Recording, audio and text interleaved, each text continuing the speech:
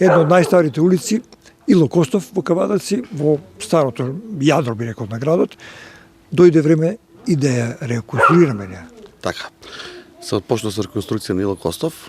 Значи тука имаме комплетно гребење на асфалтната маса, тампонирање, поставување на нови рабници, уредување на тротоарите и ново асфалтирање. Во склоп со Ило Костов ќе се продолжи Кирос Панчев, по цела должина на Кирос Панчев. Таму ќе се постави и атмосферска канализација, до сега немаше. И сите напади на вода кои што ги има од Лазо Стојанов, од Мара Димова, од Ило Костов, ќе се офатат со сливно подрачје, со решетки на Кирос Панчев. Прво се постави атмосферската и таму ќе има гребење на комплетниот асфалт, нови рабници и ставење на нова асфалтна маса, со што мислам дека долгорочно ќе се реши тука атмосферското влијание на дождовните води и нормално улиците ќе се бидат нови асфалтирани, нови улици за побезбеден сообраќај и тротоарите да бидат ослободени од делот на движењето, пошто тука е единица Анџел Габрев училиштето, а и ова старо мало, густо населено мало, едно од најстарите мала, така да мислам дека неопходно беше да се завршат атмосферските канализации и да се направат улиците по стандарди како што доликува на една град. Градиме во периферија, председателе, меѓутоа водиме сметка и за ова градско јадро, по кое не живее најголем дел од населението на Кавадарци. Како ова 23-та година ќе биде вашата работа во Советот во врска со комуналната изградба? Така. Комуналната изградба на Советот на општина Кавадарци, општината е на едно многу високо ниво.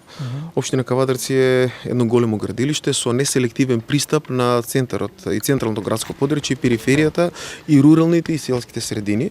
Односно, општина Кавадарци, бидејќи сите плаќаме данок на оваа општина, имаме рамномерно право законско секој да си го добие тоа што му следува.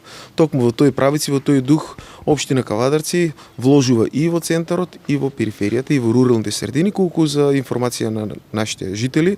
До крајот на оваа година е планирано да се изработат, значи во тек на да се очекува да се добие со Господ напред, значи во село Сопот и во село Воздарци спортски сали од затворен тип, потоа проширување на градинки, два клона е планирано во Дреново и во Сопот, потоа планирано е и за нашите пензионери од третата доба изградба, отпочнување на изградба на старечки дом и како потребен за нашите пензионери кои третата доба треба да ја поминат во едни порелаксирани услови.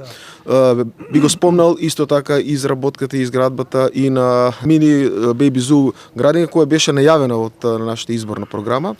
Така да комуналната изградба во 2023 година со временските прилики, со голема желба на градоначалникот и на Советот на општина Кавадарци, сметаме дека ќе продолжи во еден позитивен и ведар дух, се во интерес на граѓаните на општина Кавадарци и нашиот даден збор во изборна програма да се реализира што е можно побрзо. Се надеваме дека тоа ќе го направиме многу пред истекот на овој втор мандат на градоначалникот. Може ли да се случи блокирање на некој од овие и други што работи што не ги рекол? Вака, бидејќи функцијата председател на Совет е политичка функција, јас не би влегол во политичките придобивки на градот Кавадарци. Во однос на изградбата на град Кавадарци не смееме да се делиме на централна власт и на локална власт. Проектите се наши, обврската е наша, меѓутоа апсолутно и централната власт заедно со колизија со општинската власт мора да работи на градењето на општина Кавадарци.